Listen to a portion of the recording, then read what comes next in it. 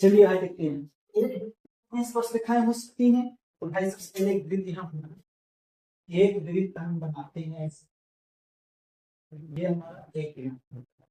अब आपको बताना है इस वृत्त कितनी स्पर्श रेखाएं हो सकती हैं। तो सबसे पहले बात करते हैं जो बिंदु है, वृत्त जो है ये कई बिंदुओं के बिंदु पथों से मिलकर बना होता है, और जितने इस पर बिंदु होंगे उतनी स्पर्श रेखाएं होंगी। तो इस वृत्त में कितने बिंदु हैं? अपरिमित रूप से अनेक बिंदु हो सकते हैं। तो हम लिख सकते हैं वृत्त कितनी स्पर्श रेखाएं हो सकती हैं? लिखेंगे एक वृत्त की अपरिमित रूप से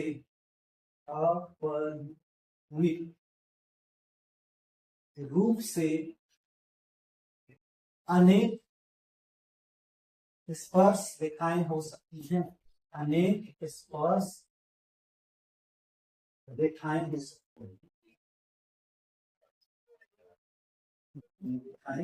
हो सकती हैं। ठीक है भाई, आप यहाँ पर देखिए ना, यहाँ से स्पर्श रेखा खींच सकते हैं। एक बिंदु अगर यहाँ लीजिए यहाँ से खींच सकते हैं, एक बिंदु अगर यहाँ लीजिए यहाँ से खींच सकते हैं, एक बिंदु यहाँ तो यहाँ से भी खींच सकते हैं। तो अपरिमित रूप से अनेक स्पर्श रेखाएं हो जाए। ठीक है, अब बात करते हैं किस अनुरूप लीजिए। किसी वृत्त की स्पर्श रेखा उसे डैश डैश बिंदुओं पर प्रतिच्छेद करती है। किसी वृत्त की जो स्पर्श रेखा होती है उसे एक बिंदु पर ही तो स्पर्श करती है, एक बिंदु पर ही तो स्पर्श करती है। ध्यान कीजिए, उसे एक बिंदुओं पर प्रतिच्छेद करती है। वृत्त की दो बिंदुओं पर प्रतिच्छेद करने वाली रेखा क्या कहते हैं? जैसे मान लीजिए वृत्त है, ये हमारा एक, इस वृत्त के दो बिंदु ले लेते हैं, एक यहाँ और एक यहाँ। इसको प्रतिच्छेद करने वाली रेखा को क्या कहते हैं? पीछे बताया है हमने, इसको प्रतिच्छेद करने वाली रेखा कहते हैं छेदक रेखा। क्या कहते हैं? छेदक रेखा कहते हैं। तो यहाँ पर क्या हो जाएगा? वृत्त की दो बिंदुओं पर प्रतिच्छेद करने वाली रेखा को छेदक रेखा,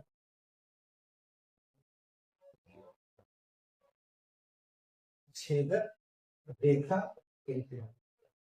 एक वृत्त की डैश डैश समांतर स्पर्श रेखाएं हो सकती है। तो समांतर रेखाएं, मान लीजिए बिंदु यहाँ है, इसी बिंदु नीचे इसको और यहाँ बिंदु, जब इसको और इसको खींचेंगे कितनी होंगी? एक और दो होंगी। इसी तरह से अगर इसको इस वाली रेखा को हम लेंगे तो इसके समांतर एक यहाँ है, उसको लेंगे तो हम कह सकते हैं एक वृत्त की दो समांतर स्पर्श रेखाएं हो सकती।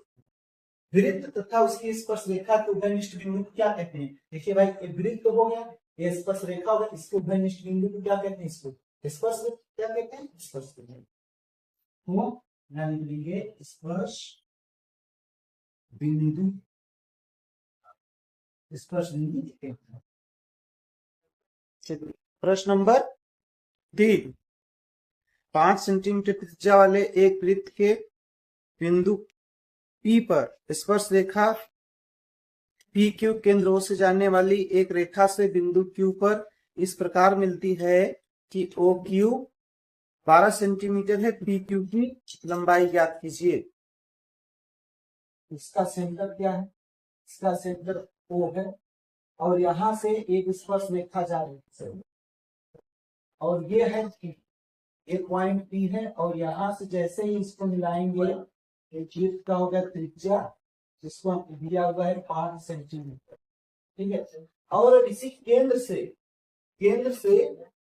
उस जाने वाली रेखा से बिंदु Q पर इस प्रकार मिलती है। यहां से हम डायरेक्ट इसको ऐसे मिलाएंगे तो ये इस प्रकार यहाँ Q है, इस प्रकार मिलती है 12 Q, वो और Q है 12 सेंटीमीटर, और दे रहा है भैया Q की लंबाई इसकी, ये यहाँ से लेके यहाँ की लंबाई ज्ञात करना है। और हमने पढ़ा था कि जो वृत्त का केंद्र होता है स्पर्श रेखा पर हमेशा 90 डिग्री का समकोण बनाता है, ये हमने पहले पढ़ा। ठीक, तो अब देखिए क्या पाइथागोरस प्रमेय की बात करें तो इसको हम लंब कहेंगे, और इसको कर्व कहेंगे। ये है क्या? आधार है। कहेंगे चूंकि वृत्त की त्रिज्या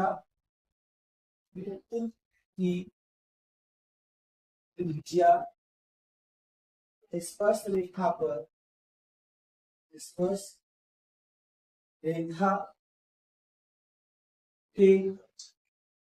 बिंदु पर लंब होती है, लंब होती है, इसलिए समकोण त्रिभुज, समकोण त्रिभुज OPQ में पाइथागोरस प्रमेय लगाएंगे। OPQ में पाइथागोरस प्रमेय, पाइथागोरस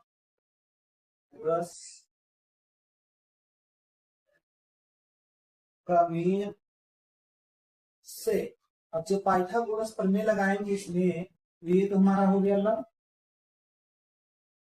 ये हो गया आधार, और ये हो गया आधार। तो हमें यहाँ निकालना क्या है, आधार निकालना है ना। लगाएंगे लंब स्क्वायर, क्या होता है पाइथागोरस में, लंब स्क्वायर प्लस आधार स्क्वायर बराबर कर्ण स्क्वायर। तो वो पी है 5 सेंटीमीटर, PQ पता ही नहीं है, PQ पता ही नहीं है, OQ में 5 हो गया 25 प्लस स्क्वायर 144, 144 कर लेंगे तो यहाँ से क्यू स्क्वायर बराबर 14 से 5 गया 9,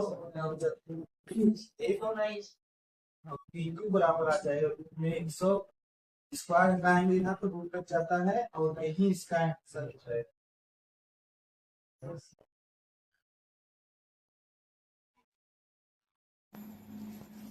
प्रश्न नंबर 4 है, एक वृत्त खींचिए और एक दी गई रेखा के समांतर दो ऐसी रेखाएं खींचिए कि उनमें से एक स्पर्श रेखा हो तथा दूसरी छेदक रेखा हो।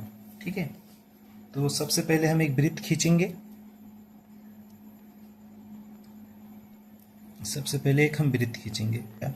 ठीक, ये वृत्त का सेंटर O है, वृत्त का सेंटर O है। अब क्या करना है, एक दी हुई रेखा, ये मान लिया हमने एक दी हुई रेखा AB है, AB हमारी एक दी हुई रेखा है AB, ये हमारी दी हुई रेखा है, इसको हमने लिखा दी हुई रेखा, दी हुई रेखा। ठीक, अब क्या कह रहा है, इस दी हुई रेखा के समांतर दो रेखा खींचनी है जो एक वृत्त को स्पर्श करे और एक छेदक करे। तो सबसे पहले हम क्या करेंगे, इस वृत्त के सेंटर से एक चाप लेंगे और AB रेखा को इस तरह से कट करेंगे। ये AB रेखा इस चाप द्वारा दो बिंदुओं पर कटती है, तो इस बिंदु पर एक प्रकार के नोक को रखेंगे और यहाँ से कट लगाएंगे, फिर दूसरे नोक को उसी चाप के द्वारा इस पर रखेंगे और यहाँ एक कट लगाएंगे। अब इस कट बिंदु को वृत्त के केंद्र से मिलाते हुए एक रेखा खींचेंगे। ठीक है, ये हमने एक रेखा खींचा, इसको मिलाते हुए एक रेखा मैंने खींच दिया। ये रेखा AB को बिंदु M पर काटती है और M पर एक कोण बनता है 90 डिग्री का।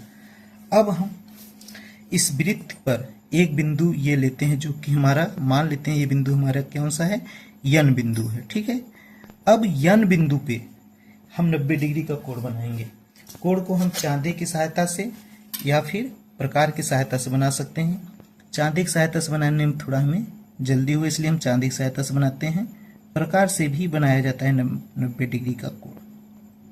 ठीक, तो हम यहाँ पे 90 डिग्री का कोण बना देते हैं ये। अब इस पॉइंट्स को और इस N वाले पॉइंट्स को सीधा हम मिलाएंगे। ठीक है, इस तरह से जैसे हम बिंदु N को इस बिंदु से मिलाएंगे तो ये हमारा एक दूसरी रेखा हो जाती है, इसका हम नाम दे देते हैं CD। और ये जो CD रेखा है ये भी क्या होगी, यहाँ से 90 त्रिज्या है, ON हमारी एक त्रिज्या है, तो स्पर्श रेखा त्रिज्या के साथ लंब होती है, हमने परिमेय में पढ़ा है, तो यहाँ पर लंब हो गया। अब हम क्या करेंगे, ये कौन सी रेखा हो गई हमारी, ये स्पर्श रेखा हो गई, ये हो गई स्पर्श रेखा। अब हम क्या करेंगे, एक छेदक रेखा खींचेंगे, और छेदक रेखा के लिए हम कहीं भी एक पॉइंट से ले लेते हैं, यहाँ ले लेते हैं, यहाँ ले लेंगे, इससे पर कहीं पर, यहाँ पर हम एक पॉइंट से ले लेते हैं इस पॉइंट्स को। अब इस पॉइंट्स पे भी हम क्या करेंगे, 90 अंश का कोण बनाएंगे। ठीक है, इस पॉइंट्स पे हम 90 अंश का कोण बनाते हैं। चलिए, तो ये हो गया हमारा 90 अंश का कोण। इस पॉइंट्स को हमने फिर मिला दिया, सीधा इस खींच दिया, इस खींचते मिलाते हुए। ठीक है, अब जैसे हमने इसको मिलाते हुए रेखा खींचा, ये इस तरह से एक रेखा हमने फिर खींचा। ये जो रेखा है, इस रेखा का हमने नाम दे दिया ई एफ। इस रेखा को हमने ई एफ नाम दे दिया। और ये जिस बिंदु पर काट रहा है, इसको हम नाम दे दिया MNO है, और इसको हमने P नाम दे दिया। तो ये भी देखिए यहाँ से क्या 90 डिग्री का कोण बना रहा है। इसको हम कहेंगे, कौन सी रेखा है ये, छेदक रेखा हो गई। ये हमारी छेदक रेखा है। तो इस प्रकार हम देखते हैं कि एक वृत्त था जिसके लिए एक दी हुई रेखा AB थी, और AB के समांतर एक हमने रेखा खींचा CD, जो कि वृत्त को बिंदु N पे स्पर्श करती है। एक दूसरी रेखा हमने खींचा EF, जो कि वृत्त को छेद करती हुई जा रही है, और दी हुई